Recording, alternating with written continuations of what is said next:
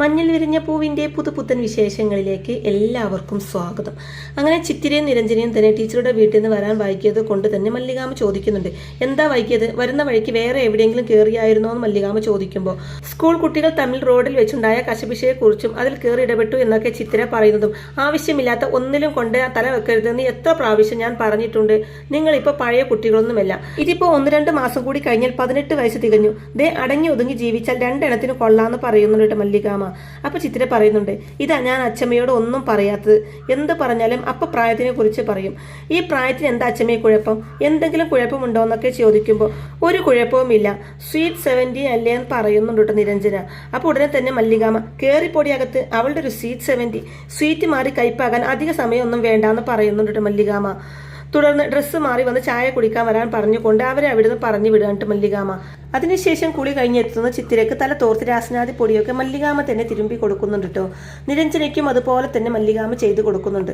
തുടർന്ന് മടിച്ച് വീണ്ടും റോഡിൽ നടന്ന അടിപിടിയെക്കുറിച്ചും നിങ്ങളാണോ അതിന് കാരണം എന്നൊക്കെ മല്ലികാമ്മ വീണ്ടും ചോദിക്കുമ്പോൾ, നിങ്ങൾ കരുതുന്ന പോലെ അത്ര കുരുത്തം കെട്ട തലമുറയൊന്നുമല്ല ഞങ്ങളുടേത്, ഞങ്ങളുടെ സ്കൂളിൽ ആരോട് വേണമെങ്കിൽ ചോദിച്ചു നോക്കി, എല്ലാവർക്കും ഒരു എയിമുണ്ട്, ലക്ഷ്യം എന്തായിരിക്കണമെന്ന് ഇപ്പോഴേ ഒരു ചിന്തയുണ്ടെന്നൊക്കെ ചിത്തിരയും നിരഞ്ജനയും ഒരേ സ്വരത്തിൽ പറയുന്നുണ്ട് കേട്ടോ.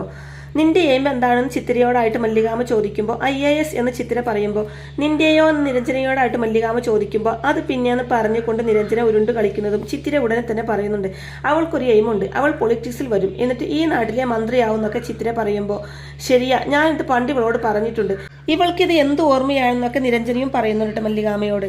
എല്ലാം കേട്ട് കഴിഞ്ഞതിന് ശേഷം മല്ലികാമ്മ പറയുന്നുണ്ട്, ചീത്തപ്പേര് കേൾപ്പിക്കരുത് രണ്ടും, പിന്നെ IAS അതിലൊരു കോംപ്രമൈസും ഇല്ല, ഇന്റർവ്യൂ എടുക്കാൻ വന്ന ഡേസിയെ അതിന് സമ്മതിക്കാനത് എന്താണെന്ന് അറിയാമോ, നിനക്കെതിരെ നാട്ടുകാരുടെ ദൃഷ്ടിദോഷം ഉണ്ടാകാതിരിക്കാനാണെന്ന് മല്ലികാമ്മ പറയുന്നതും, അച്ചമ്മ ഏത് നൂറ്റാണ്ടിലാണ് ജീവിക്കുന്നതും തിരിച്ചു ചോദിക്കുന്നുണ്ട് ചിത്തിര. അപ്പൊ ശ്രീജ പറയുന്നുണ്ട്, അച്ചമ്മ പറയുന്നതിലും കാര്യമുണ്ട്, കുട്ടിക്കാലത്ത് അമ്മ പറഞ്ഞു തരുന്നിരുന്ന പലതും ശരിയാണെന്ന് എനിക്ക് ഇപ്പോഴാണ് തോന്നുന്നതെന്ന് ശ്രീജയും പറയുന്നുണ്ട് കേട്ടോ. പിന്നീട് കാണിക്കുന്നത് ചിത്തിരയും നിരഞ്ജനയും കൂടി സ്കൂളിലേക്ക് പോവാണ്. ഇതേ സമയം സൈമണും കൂട്ടരും അവരെ തന്നെ ഉറ്റുനോക്കിക്കൊണ്ട് നിൽക്കുക കേട്ടോ. തുടർന്ന് ചിത്തിര സൈമന്റെ അടുത്തേക്ക് ചെന്നിട്ട്, ഇന്ന് സ്കൂളിൽ പോവാൻ പ്ലാൻ ഒന്നും ഇല്ലേന്ന് ചോദിക്കുമ്പോൾ, അതൊക്കെയുണ്ട്, അതിനു മുമ്പ് എനിക്ക് നിന്നോട് 2 വാക്ക് സംസാരിക്കണമെന്ന് തോന്നിയെന്ന് പറയുന്നുണ്ട് സൈമൺ. നമ്മുടെ സ്കൂളിൽ നിന്ന് ആദ്യമായിട്ടാണല്ലോ ഇങ്ങനെ ഒരു കുട്ടിക്ക് സ്കോളർഷിപ്പ് എന്ന പുരസ്കാരം കിട്ടുന്നതെന്ന് സൈമൺ പറയുമ്പോൾ, നീ അതിന് ശ്രമിച്ചു കാണില്ല എന്ന് പറയുന്നുണ്ട് ചിത്തിര. അപ്പൊ ഇത് കേൾക്കുന്ന സൈമൺ, ശ്രമം മാത്രം പോരല്ലോ എന്ന് പറയുന്നതും, ഓ ഭാഗ്യം കൂടി വേണമല്ലോ എന്ന് ചിത്തിര പറയുന്നതും, ഭാഗ്യവും പോരാൻ സൈമൺ പറയുമ്പോൾ, പിന്നെ എന്താ വേണ്ടതെന്ന് ചിത്തിര ചോദിക്കുന്നതും, ആ 3 അക്ഷരം ഉണ്ടായിരിക്കണം എന്ന് പറയുമ്പോൾ 3 അക്ഷരം പറഞ്ഞ് ചിത്തിര ആലോചിക്കുന്നതും, എടി നിനക്ക് മനസ്സിലായില്ലേ, ഗുരുത്വം 3 അക്ഷരം എന്ന് പറഞ്ഞു കൊടുക്കുന്നുണ്ട് നിരഞ്ജന.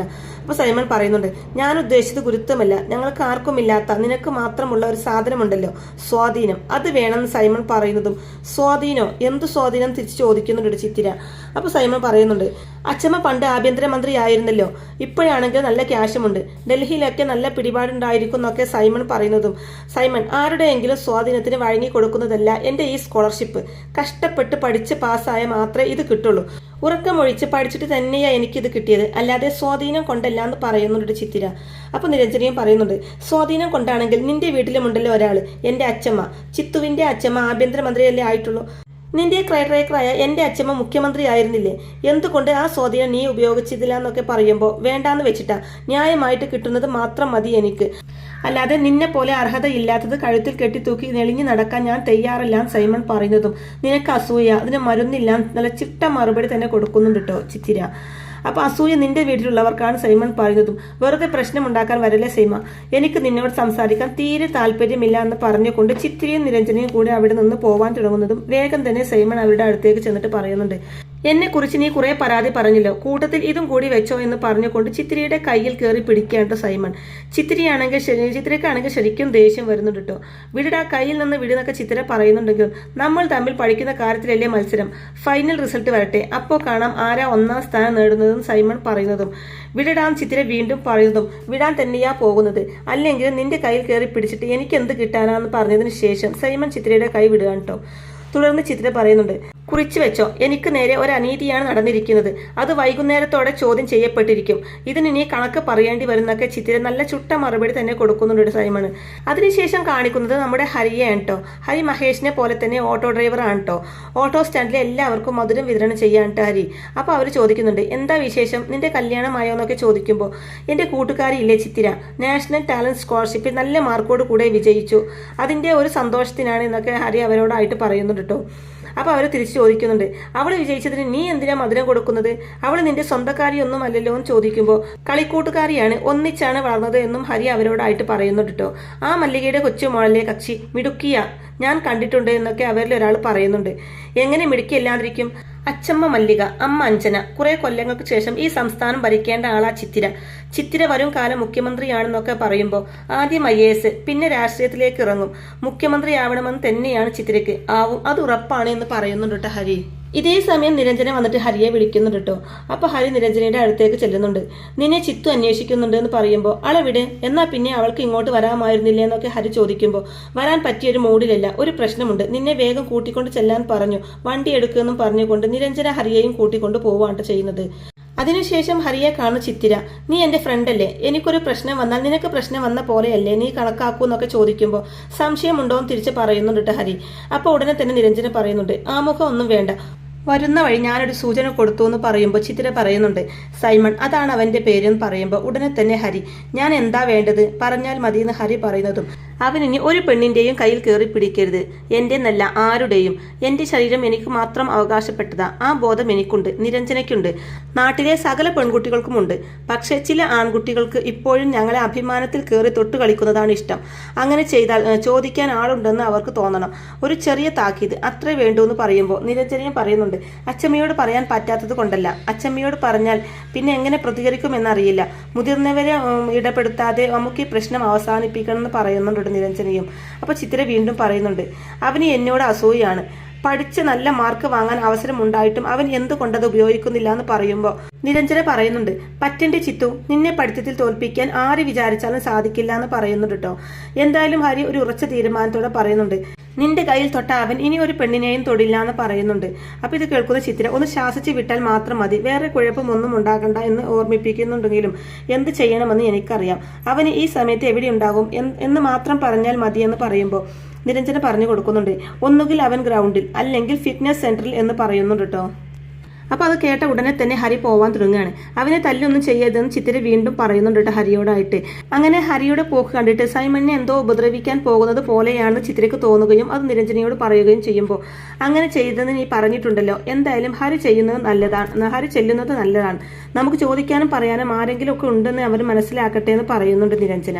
അങ്ങനെ ഗ്രൗണ്ടിൽ കളിച്ചു കൊണ്ടിരിക്കുന്ന സൈമണിന്റെ അടുത്തേക്ക് ഹരി ചെല്ലുകയാണ് കേട്ടോ. അപ്പോൾ നീ അല്ലടാ സൈമൺ, എന്നെ മനസ്സിലായോ എന്നൊക്കെ ചോദിക്കുമ്പോൾ, മനസ്സിലായി, ഹരിയല്ലേ, ആ ഓട്ടോക്കാരനല്ലേ എന്ന് പറഞ്ഞ് കളിയാക്കേണ്ട സൈമൺ.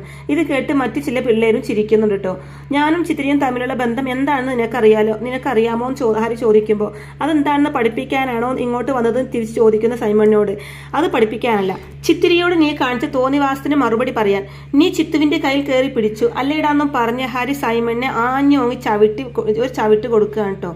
മറ്റു പിള്ളേരൊക്കെ അറ്റാക്ക് ചെയ്യാൻ ശ്രമിക്കുന്നുണ്ടെങ്കിലും ഹരി അവരെയൊക്കെ വിരട്ടി നിർത്തുകയാണ് ചെയ്യുന്നത്. ശേഷം സൈമണിനെ പൊതിരെ തല്ലുന്നുണ്ട്.